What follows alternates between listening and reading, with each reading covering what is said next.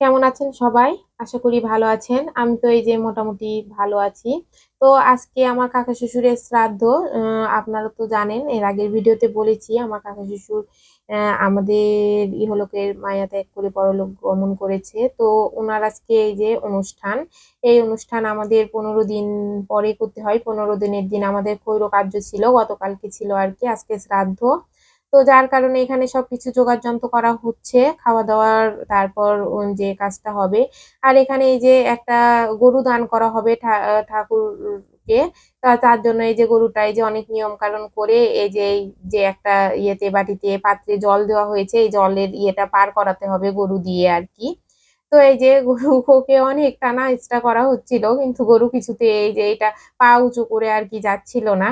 তো অনেকক্ষণ চেষ্টা করার পরে আমার এটা কাকা শ্বশুরের ছেলে কিন্তু আমার কাকা শ্বশুরের একটা ছেলে, একটা মেয়ে। একটা মেয়ে তো ওই যে আমেরিকা থাকে। মেয়ে ওই যে কিছুদিন আগে এসে বাবাকে দেখে তারপরে চলে গিয়েছিল। আর এই যে এইটা ছেলে আরকি। তো ওর সাথে আমরাও সবাই ছিলাম। আমি, আমার ছেলে, আমার হাসব্যান্ড, আমার জেঠি শাশুড়ি, আমাদের বাসায় আমাদের রিলেটিভ যারা ছিল আরকি, তারা সবাই এইটা এই ইয়েটা নদী আরকি পার করতে হয় আরকি আমাদের নিয়মে আছে। তো এইটা কোনোভাবেই পার হচ্ছিল না। অবশেষে আমি গেলাম। গিয়ে আমার দেবরকে বললাম যে, "তুমি পা ২ টা উঁচু করো। উঁচু করে যে এভাবে দিয়ে পার করে দাও। পার করে অন্তত দাও, নিয়মটা হোক তাহলে ভালো হবে।" এই যে আমি আর আমার দেবর ধরে পারটা করে দিলাম।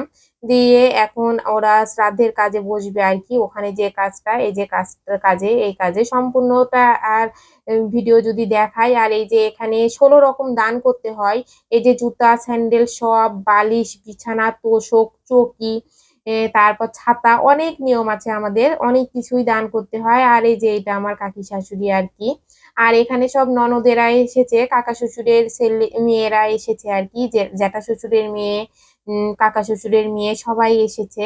তো সবাই তো দূরে থাকে, কেউ ঢাকাতে থাকে, কেউ বাহিরে সবাই বাহিরে থাকে। বিয়ে হয়ে চলে গিয়েছে সবাই আরকি। আমার তো নিজের কেউ নেই। আমার হাসব্যান্ড একা আপনারা জানেনই। তো আমার এই যে জ্যাঠা শ্বশুরের, কাকা শ্বশুরের মেয়েরা এসেছে। আ ওদের সাথেই গল্প করছি। আর সাইডে তো রান্নাবাড়ি হচ্ছে দুপুরের জন্য। সকালে আবার এই যে শ্রাদ্ধে বসার আগে পর্যন্ত আমরা কেউই গ্যাস জ্বালাই নাই। আমরা কেউ চুলা জ্বালাতে পারব না এইজন্য। আর এখানে ঠাকুরমশাইয়ের সাথে আমার পিসির শাশুড়ি সব রকম জোগাড় করে দিচ্ছে হাতে। যেহেতু অনেক রকম নিয়ম আমরা অনেক কিছু জানিও না। তো এখানে একটু বয়স্ক লোক হলেই ভালো হয় আরকি। তাই তো সবাই একটু আমার কাকা শ্বশুরের জন্য আশীর্বাদ চাইবেন যাতে উনি স্বর্গবাসী হতে পারে আরকি।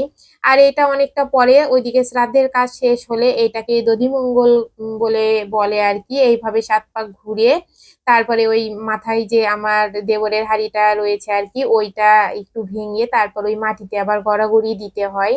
অনেক নিয়ম আমাদের হিন্দুদের মধ্যে যে কত নিয়ম, অনেক রকম নিয়ম। কেউ মারা গেলে অনেক নিয়ম করতে হয়।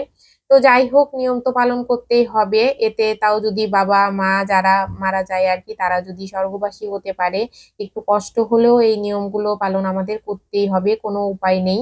তো এই যে দেখতেই পেলেন এইভাবে সবকিছু। এখন এগুলো সব কুড়িয়ে তুলে নিবে প্লাস্টিকে অথবা বালতিতে তুলে নিয়ে তারপরে আবার নদীতে যাবে। নদীতে গিয়ে নদীতে এগুলো সব দেবে, দিয়ে তারপরে আবার বাসায় এসে স্নান করবে। স্নান সেরে ওরা কিন্তু